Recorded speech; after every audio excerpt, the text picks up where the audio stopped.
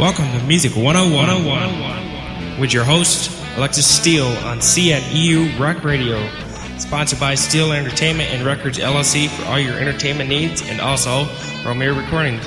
Find them both on the web at Steele Entertainment and Records LLC.com and RomeoRecordings.com.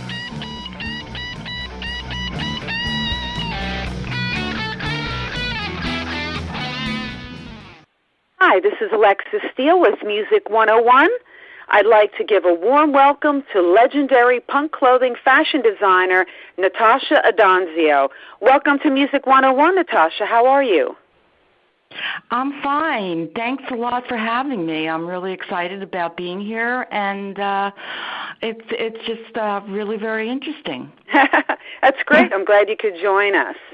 Uh-huh. I have to say I love your clothing designs.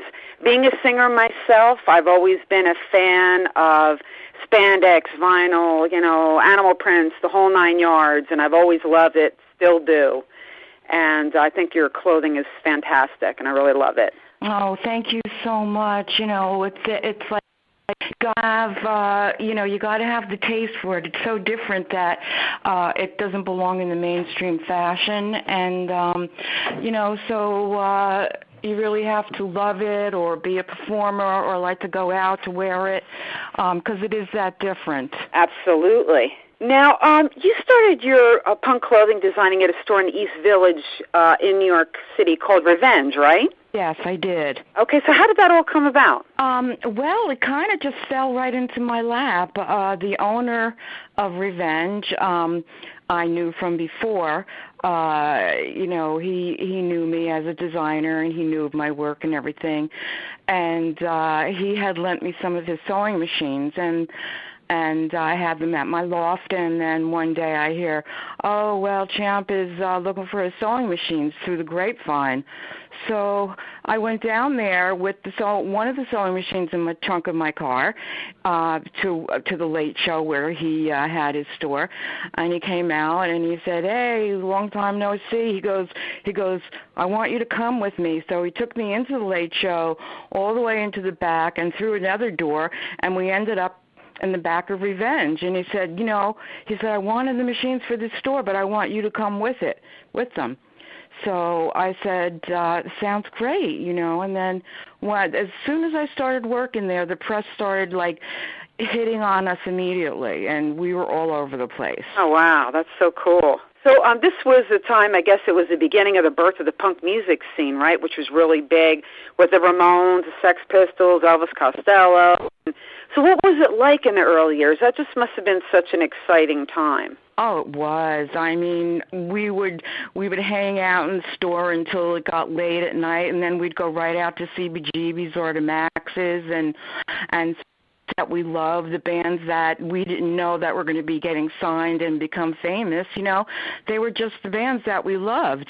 And little did we know how this thing was going to explode into something that is still relevant today. And now the Metropolitan Museum of New York is doing a costume exhibit on punk in May. I mean, how legitimate can you get with that? I mean, that's legitimate, right? Yeah, and it just seems like punk is coming back. I don't know, it's stronger, you know what I mean? It had its heyday, for a while, kind of, quieted down for a while, but it just seems like it's coming back, in full force, which is a cool thing, I think. Yeah, it's like there's so many new bands that are coming up now that are really like second generation punk, and they're really cool bands. So yeah, it is exactly coming back. Yeah, it's very cool. Now, you designed the very first pair of spandex pants, right? Yes, I did. I made them for myself, and I have photographs of them. And then I started. They were so great, and all the girls in the store loved them, that I started making them for the store. And they were just selling as fast as I could make them. And lo and behold, they're the legging today. Too bad I didn't patent them. I'd be a millionaire. But who knew back in the days? I was like a little kid and, just making things that I wanted to make. Oh, wow, yeah. Every girl, in the 80s especially, when I had my bands in the 80s, that's all we wore was spandex pants, Absolutely, absolutely. So how did you come up with the idea? I mean, what, came to mind that made you, think about designing that? Well, a little bit before Revenge, I had been working with one of the New York Dolls, the bass player Arthur Kane, and he wanted me to make some clothes for him for stage. And he took me to this theatrical fabric store called Gladstone, where I'd never been before. And I walked into the store, and my new life began, because they had all stretch fabrics there, which I have never seen before. And I just went crazy. He wanted a pair of stretch lame pants, which I made for him, a couple of pair and stuff. And after that, I was hooked on the stretch. Everything I started making was stretch, because I just fell in love with the fabric, and that's how I started working with it. Oh, wow. And the great part of that, too, is it's so comfortable. Oh, absolutely, absolutely. It's so comfortable, and I knew back then that eventually the stretch is going to be in every single fabric that they make, and it is today. Yeah, absolutely. Now, Revenge, that was like more than just a store, right? It was like a hangout where patrons could listen to music, find out what's happening on the scene, and, I guess it was run by 7 girls that were in the punk scene who knew, like, everybody that was anyone at that time, right? Right, you did your homework. You did your homework, yeah. All the bands used to stop over, and, they used to find out, well, who's going where, and we would have like the punk music blasting out of the the store every day, all the hits, all the Ramones, the Sex Pistols, all those bands. They would just be blasting, and all the girls would be hanging out every day, so that was attraction for the guys, and they would come over and hit on the girls, and so and then we would hang out later on and not close the store until we went out. So it was like a 24-hour party as far as I'm concerned. That must have been great fun. It was really great fun. Wow. So tell me about, what was it about Vampirella that inspired you and it influenced you on your designs? Well, she was my favorite, but I loved all the comic book heroines because they were so strong, and they went out there and they did what they wanted to do, and they went against the mainstream, and the way they dressed was like sexy women warriors, and I was just like, I just wanted to be just like that, so it kind of related to what I was doing, and I just geared a lot of my things around like Vampirella or Space Vampires or, anything that I could imagine. Also artists like Frank Frazetta, who did these beautiful, beautiful women that were like, warrior women. And those paintings inspired me totally to do a lot of my outfits. Oh, wow, that's awesome. You certainly started a major trend with the stretch clothing. It caught on huge with the media. Everybody wanted to photograph them, and rightfully so, and so everything, blew up, and it was huge, and eventually I guess you moved out into your own store on St. Mark's Place? Right. Well, yes, I did. I moved out. I didn't, it was kind of like, I needed to have my own space, and first I rented like this little space that was part of the Late Show, because the guy that hired me, his wife owned the Late Show now because they were divorced, and he gave it to her. So she rented me this space that was kind of attached to the Late Show. I had that for about a year, and then there was a store that came up that was available across the street, and we put in a bid for that, and then we got a bigger store. And, that's where I stayed for a while. Okay, cool. Now, you also did the first punk fashion shows, right, at Danceteria, the Limelight, the Mud Club, and Hurrahs? Yes, Hurrahs, yes. I did all the clubs. The first fashion show was born out of, downtown promoter Stephen Lewis. he was getting together a fashion show and a group fashion show of the Lower East Side, and I was the first one to come on board. And then after that, everyone came on board, and we did the first show. It was a group show. It was a huge success. And after that, I teamed up with Steve Lewis, and we did quite a few fashion shows at Danceteria after that, which were always mobbed. And then, I was going around to the other shows on my own and doing other shows at other clubs. So, that's how I did my my publicity. And through I didn't even have to advertise because I was still getting write-ups in magazines and everything. Okay, great. Well, now I know that both local and famous musicians wore your clothing, like the leather jacket you made for Joey Ramone, and yes. Debbie Harry wore your dresses. So tell me about that, making this jacket for Joey Ramone. Well, I made I just made a custom leather jacket for Joey, so he could have something a little different than the usual shot jackets that they were wearing. I just thought that he should have something a little more special. So I did a special jacket for him, and Debbie at the time. I knew Debbie for a long time before punk even started, when she was in the Stilettos. It was a 3-girl band, and I had done clothes for them back then. That was before she was with Blondie. And then when she left the band, she became Blondie, but not as quickly as people think. It came about over a couple of years. And then when she became famous, really famous with The Heart of Glass, which was her, I think it was her first really, really big hit. And at the same time, I had done this dress called the Heart Dress. And, this photographer decided that we should have a photo shoot. So, she came over to my loft, and we did this great photo shoot, and I gave her a bunch of clothes, and then the whole band came over to visit, too.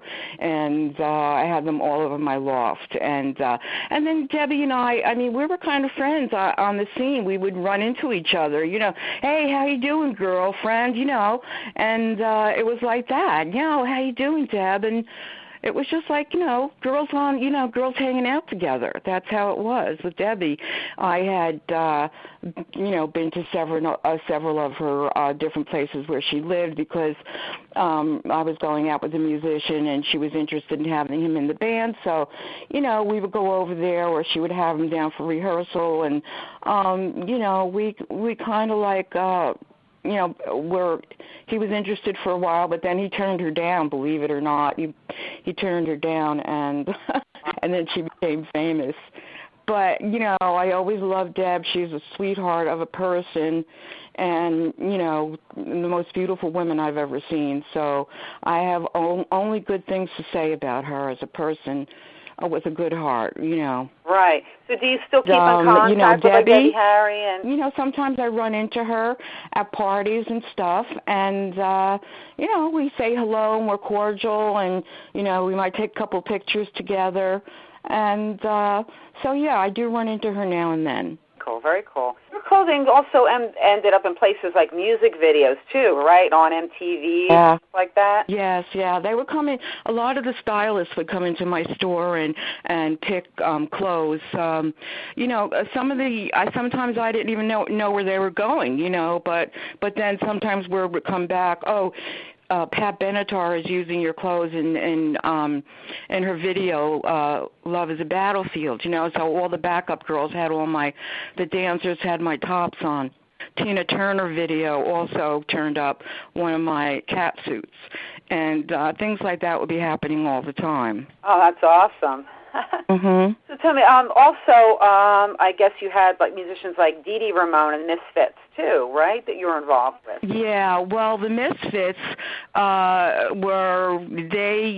when we became friends with them, we became very good friends with them, and they used our loft as their location for their Fiend Club in the beginning. So, because we had a New York address, and they were our friends, and they would come over a lot, and and hang out with us, or on Thursday night we used to all get dressed up and go down to the Monster movie at Little Club 57, and we would walk into this place, this little place where you would see these B horror movies that would play especially for people like us, and we go in there all dressed out, and the Misfits in their gear, and I would go in my jumpsuits like Cat Lady to see the movie.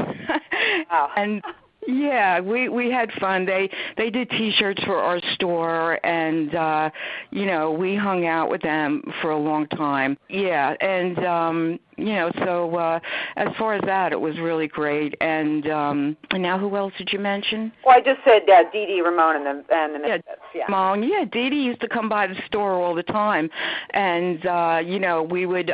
He used to come in. If I made something new, I'd say, "Hey, Dee Dee, I need you to try this on. Take a couple shots, And one time I had this blue jacket, which I have a picture of him in, and before he modeled it, he went across the street to Trash and Vaudeville and bought blue suede shoes to go with the jacket. So he wanted it to look so perfect. But as far as the Ramones go, they had their outfits to wear. They were like dressed in ripped jeans and leather jackets and T-shirts, and that was what they were supposed to wear.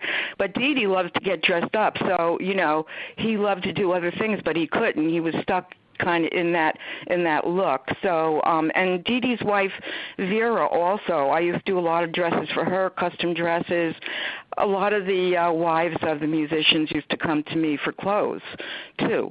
Arthur Kane's wife Babs, she was also a Revenge girl, and Vera, and I can't remember everything, but it was a total blast. So how long was Revenge in operation? I assume now that it's not around anymore. No, Revenge didn't last that long because the owners were very much into heavy drugs at the time, and they kind of didn't really build it into a business or anything. So kind of when I left, they kind of went out of business maybe about a year later. And then the two owners had eventually, a couple of years after that, they passed away from heroin overdoses because the drugs were so big back then. Everybody was doing it, the heroin chic, and it was cool to do it. If you weren't doing it, you weren't cool. Wow. Mhm. So now your store stayed open to what, the late 80s? Yes, it stayed open to the late 80s.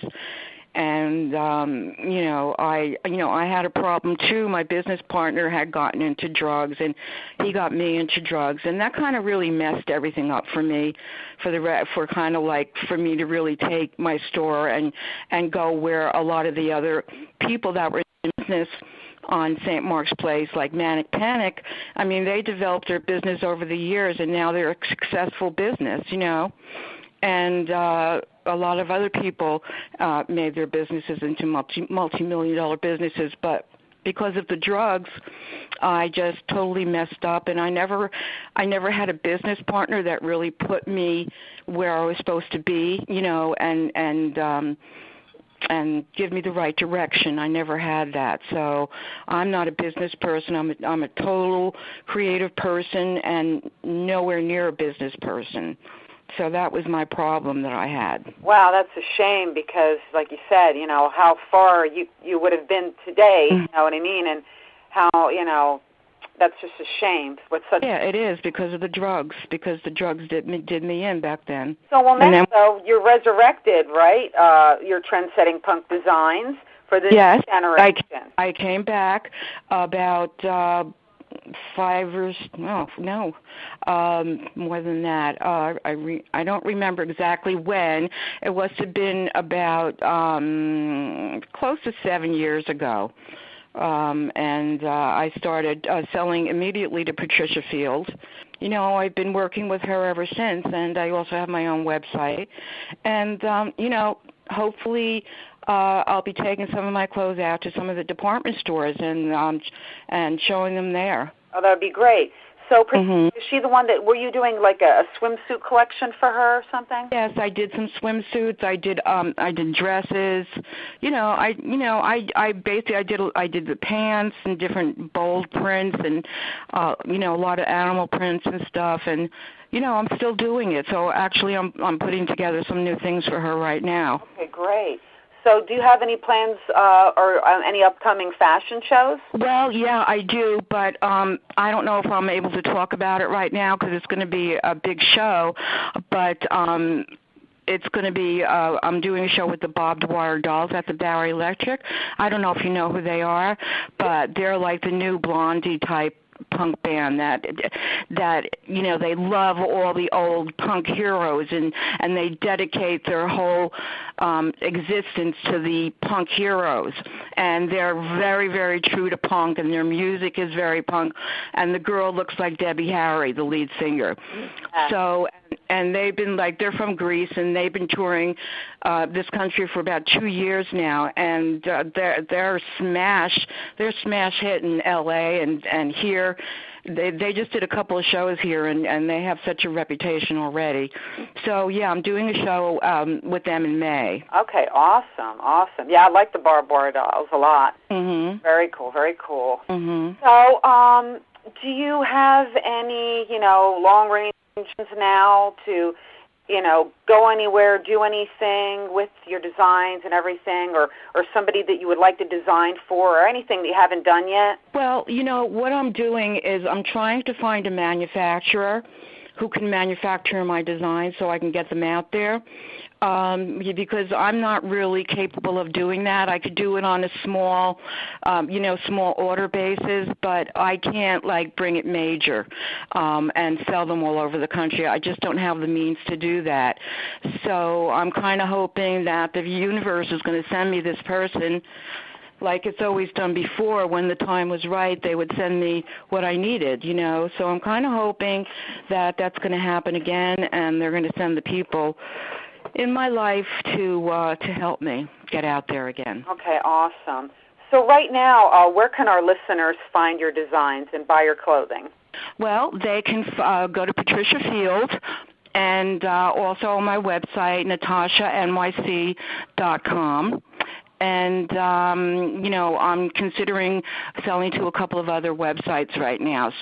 So that's the only places that it's available. There's not really a lot of stores that carry my kind of look because it's so different that it doesn't fall into too many categories, into it's an evening dress or no, it's a day dress, or it's a top and a skirt. It's not any of that, So where do they put me? They can't put me anywhere.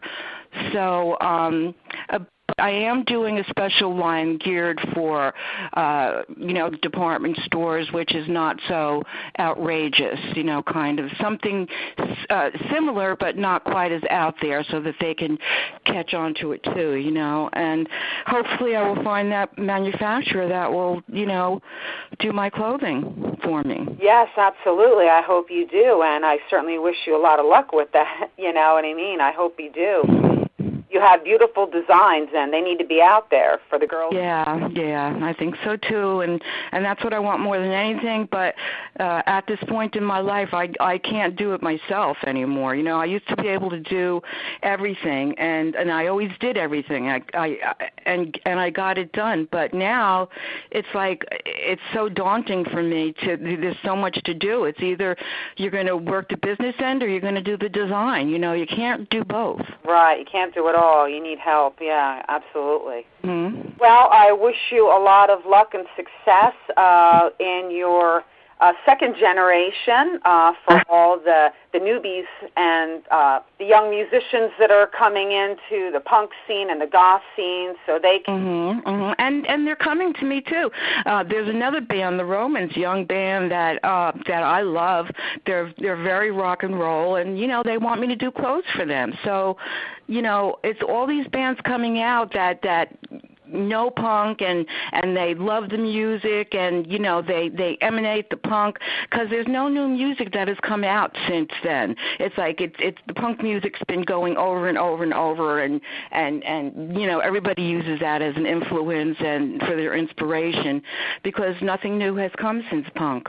So all of these young bands, they know all of the artists from the day, and they kind of, oh, you were there, oh my God, how was it? They get so excited because, I know these people. Anytime I talk to a young creative person that is into, music or this kind of fashion or makeup or anything, it's like they're in awe, over people who knew, like Johnny Thunders or the Ramones, and they ask me, what was your favorite band, and how were they, and what were they like? So, it's like really very interesting and flattering that these young kids today, they love that generation. Absolutely, I bet. And you're inspiration for a lot of young designers, I'm sure, There's so many designers out there now that are doing the punk look, and I just try to stay away from it now because there's so many people out there doing it, metal studs, zippers, black. I try to go beyond that and take the next step and do different things because I don't want to be caught up in that because there's so many people doing it. And, so actually, it has grown tremendously. Okay, awesome. Well, Natasha, I want to thank you so much for taking the time to do this interview with me today. And I enjoyed it totally. I love to get the word out there, so any way that I can, I will do it. Yes, and you'll definitely have to keep me informed when you can talk about your big fashion show that's coming up. Okay, definitely. Some promotion and talk again. Definitely, let's do it again. I'd love to. And it was lots of fun. Okay, absolutely. Well, thank you so much, Natasha. You have a fantastic evening. Okay, you too. Thank you. Bye-bye. Bye. This is Music 101, and you're listening to CNEU Rock Radio with Alexis Steele.